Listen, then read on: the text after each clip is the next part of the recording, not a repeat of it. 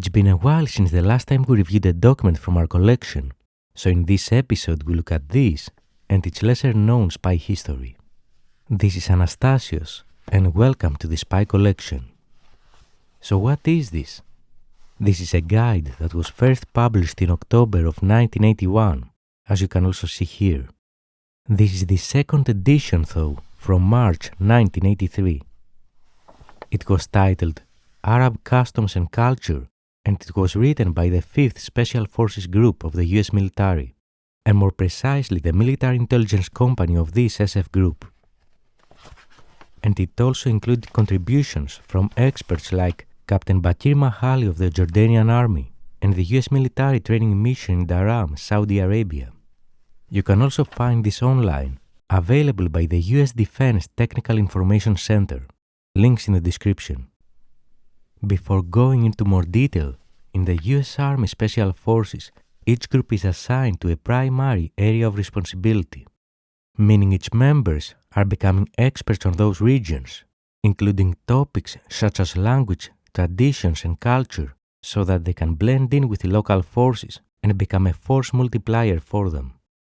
The 5th group's primary AOR was, and likely still is, the Middle East, Persian Gulf, Central Asia, and the Horn of Africa.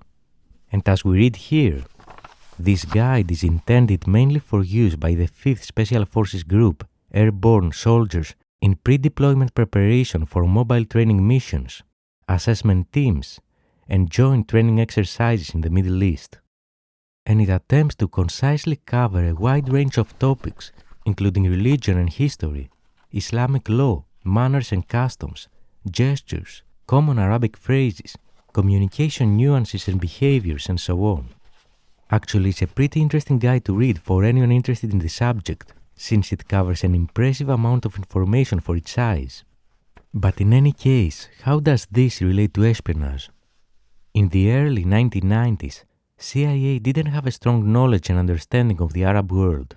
For example, former CIA officer John Kiriakou, who joined CIA in 1990, said, I was one of only 16 Arabic speakers at the CIA, which is just mind-boggling when you think of it. I mean, fluent Arabic speakers. There weren't many of us. And so I volunteered repeatedly to go to Afghanistan. Now, I had run into a colleague of mine. And to be fair, that wasn't the CIA limitation alone. For instance, in the book Agent of Change, My Life Fighting Terrorists, Spies, and Institutional Racism by former CSIS officer Huda Mukbil, we're reading that during the first 4 years of my service, I was the only intelligence officer in the counter-terrorism branch at the headquarters who spoke Arabic. Note that Huda Mukbil joined CSIS in 2001. And even British Intel had similar limitations, since later in her book she wrote that, Huda, I spoke with David, our head of station in London. It appears that MI5 has an urgent need for your specific linguistic skills and operational experience. The director, Jim Judd, has approved your deployment to that organization for an undetermined amount of time, upon your acceptance, of course. Hopefully that gives you an idea of the situation, primarily among the Five Eyes, when it comes to spies and this kind of experience and expertise at the time. So back to the spy story of this guide. In the early 1990s, CIA officers that were involved in Middle East operations had to complete the Arab Operations Course, as it was called. And due to this lack of expertise in the agency, they relied on any high-quality material they could obtain, including this from the 5th Special Forces Group. So any CIA officer that completed the Arab Operations Course around that time, early 90s, received a copy of this.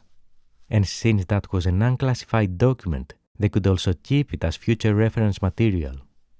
If you have any interesting stories or personal experience with it, we'd be very happy to hear them. In the meantime, we hope that this gave you another piece of information for the spy world of the early 90s and how such a special forces publication ended up being part of CIA spy school, clearly showing us how nothing is as it seems.